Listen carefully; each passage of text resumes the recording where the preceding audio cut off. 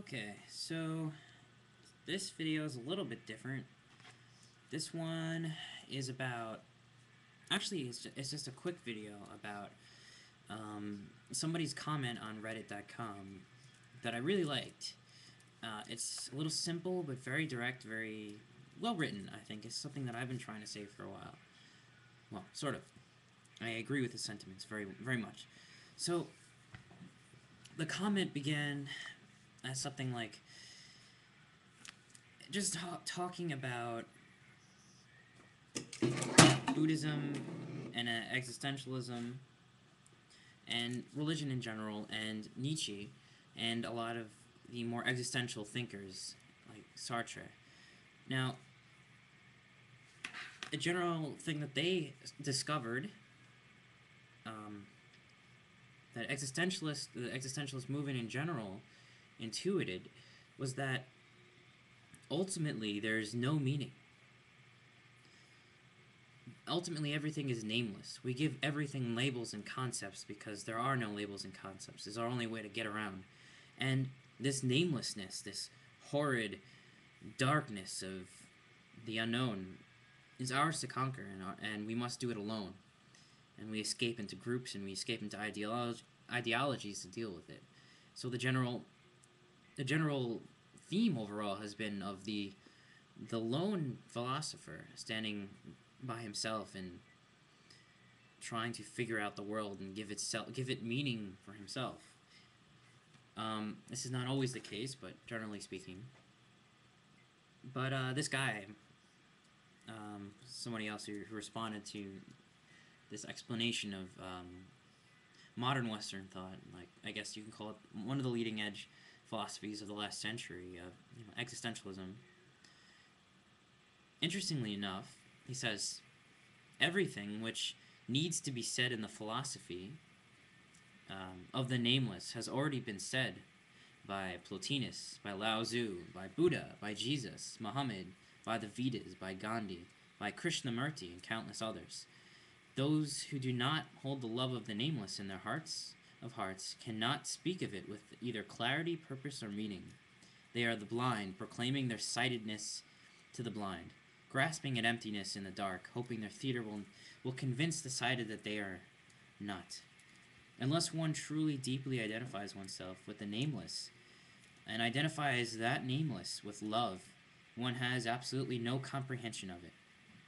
It is a gnosis. And gnosis, he means Gnosis, an experience, a fact, in the most intimate sense of the word. One does not pontificate, speculate, or elaborate. One lives it, or one does not. It actually sounds quite like Wei Wei, who is another very good writer about Taoism and Eastern philosophy in general. It's not as much a metaphysics as it is some kind of direct intuition and a direct experience of what it is to see that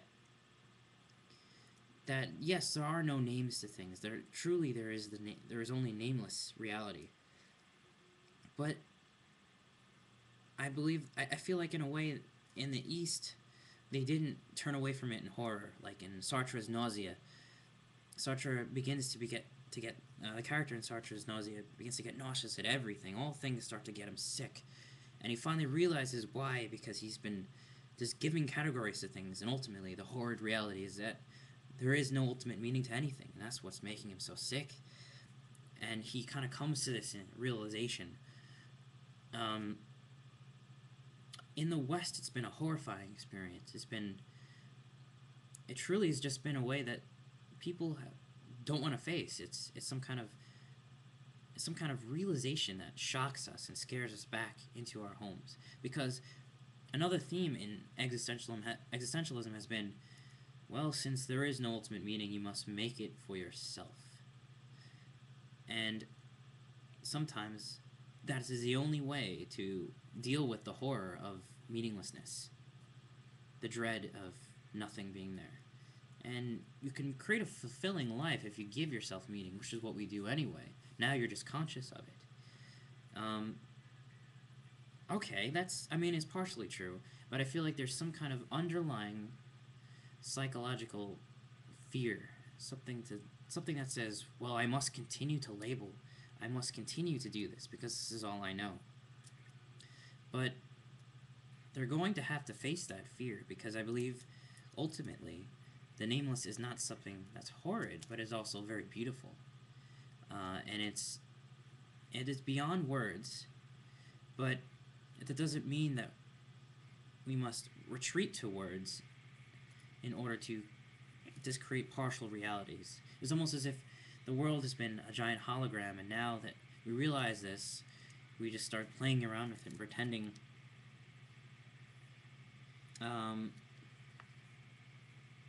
pretending that reality is as we make it, or whatever.